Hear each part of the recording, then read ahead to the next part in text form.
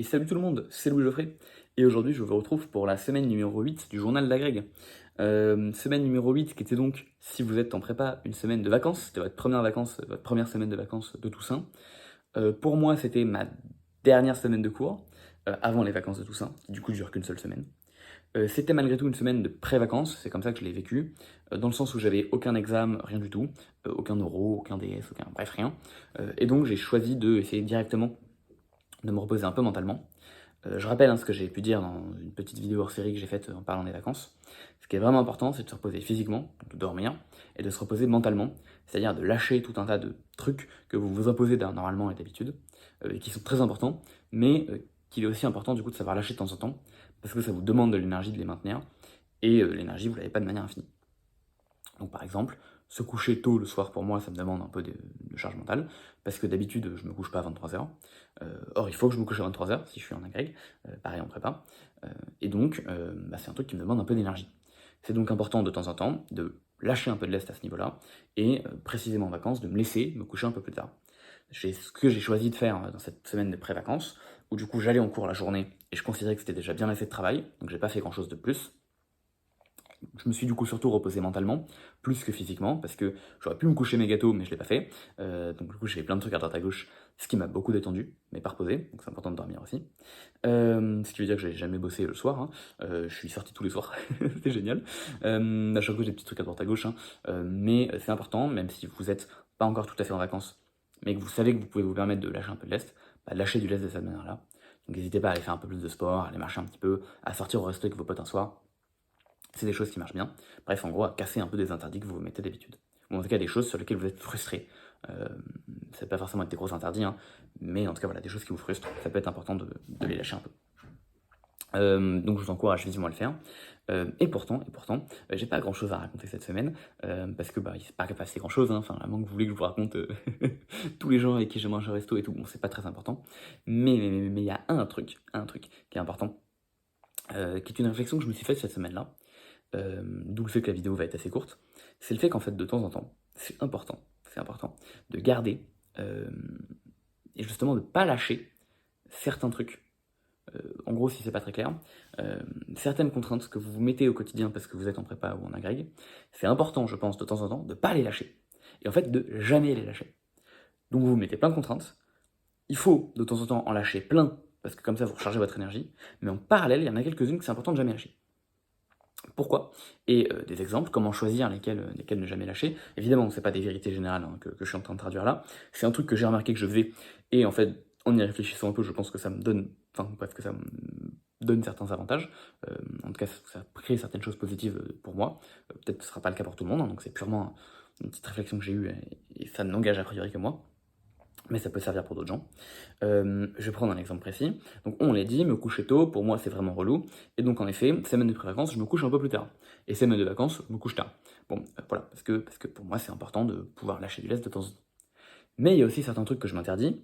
Par exemple, boire de l'alcool. C'est un peu con, mais cette année je me suis dit pas d'alcool.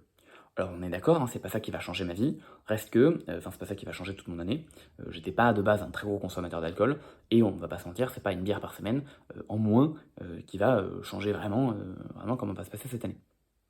Et c'est certainement pas, si je fais une soirée avant une semaine de vacances, le fait que je boive 2 bières ou pas à cette soirée, qui va vraiment changer toute mon année.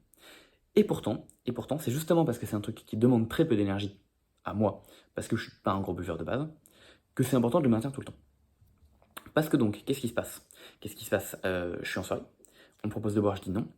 Et en fait, le fait de me maintenir à cette sorte de code artificiel, permanent, permet de voir que même, et un peu à tout moment, je garde un certain contrôle, une certaine discipline, un certain sérieux sur qui je suis, sur ce que je veux. Et ça permet, et c'est peut-être un truc de psychopathe, j'en sais rien, mais ça permet à tout moment de vous dire ok, je me relâche. Et ok, je suis dans un moment où je me détends et où donc je laisse énormément de choses, enfin je me permets de me réaliser énormément de choses que d'habitude je m'interdis. Mais malgré tout, je reste un tout petit peu focus, un tout petit peu sérieux. Et si je creuse très profondément, je retrouve encore cette volonté de, cette ténacité, au final cette envie. Elle est toujours là. Et justement, ça me permet de me rendre compte un peu plus qu'au fond, cette période de détente, elle est extrêmement positive pour moi, pour ma santé mentale, mais elle est aussi surtout positive parce que c'est quelque chose dont j'ai besoin pour, justement, me permettre encore plus de réaliser mes ambitions, en tout cas de réaliser mes envies. Et c'est parce que de base, alors évidemment, c'est un truc qui, je veux dire, j'ai conscience que tout le monde ne vit pas, ça va pas de la même manière.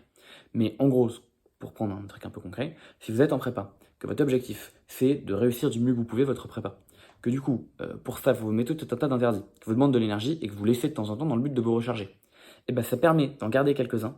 Au moment où vous arrivez dessus, et au moment où vous tend une bière, vous dites ah non, désolé, je bois pas, de vous dire ressouvenir et de vous remémorer que tous les interdits que vous êtes actuellement en train de vous désinterdire, c'est uniquement dans le but de servir le fait qu'à la base, vous avez quand même la volonté d'être sérieux. Et là où c'est trop bien, c'est que du coup, cette sorte de volonté-là, vous la perdez jamais.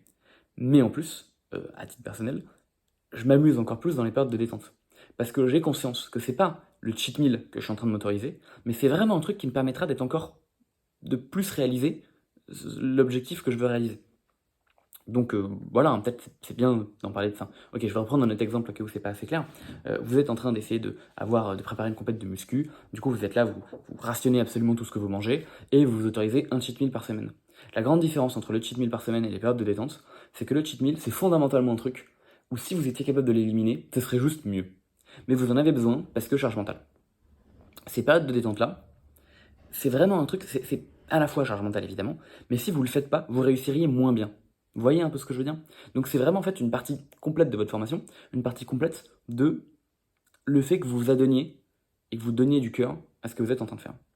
Et se rendre compte de ça, c'est évidemment profiter beaucoup plus des moments où il faut profiter, ce qui est super. Ça permet pour moi vraiment de dissocier, de manière presque paradoxale, hein, ça permet vraiment de dissocier le côté sérieux du côté je m'amuse, parce que c'est précisément en se rendant compte que s'amuser vous permet de rester sérieux, que vous vous amusez 100 fois plus. Et en même temps, bah, ça coûte pas grand chose pour moi de pas boire cette petite bière lorsque je suis à cette soirée. Et pourtant, c'est vraiment le cœur de la chose parce que c'est le cœur de me dire ok, je suis toujours sérieux et je fais ça pour être sérieux et pour rester dans mon sérieux. Et du coup, c'est trop bien parce que je me repose. Je reste, je veux dire, je trahis pas les engagements que j'avais pu me faire moi-même. Et surtout, là où c'est du coup trop bien, c'est qu'en fait, vous gagnez une sorte de confiance en vous qui est encore plus inébranlable qu'avant.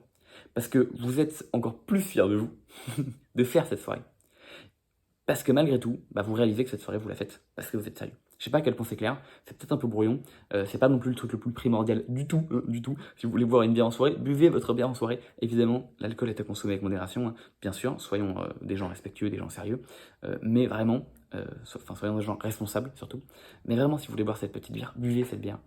Vraiment, ça va pas condamner votre année. Mais pourtant, si vous êtes capable de pas le faire, et bah peut-être que dans un petit moment de votre vie, vous réaliserez aussi qu'il y a un truc sur lequel vous êtes resté sérieux tout le temps, et il y a un truc où vous direz, ok, bah ça finalement c'est la marque que je me sers vraiment, et je fais vraiment les trucs qui me servent.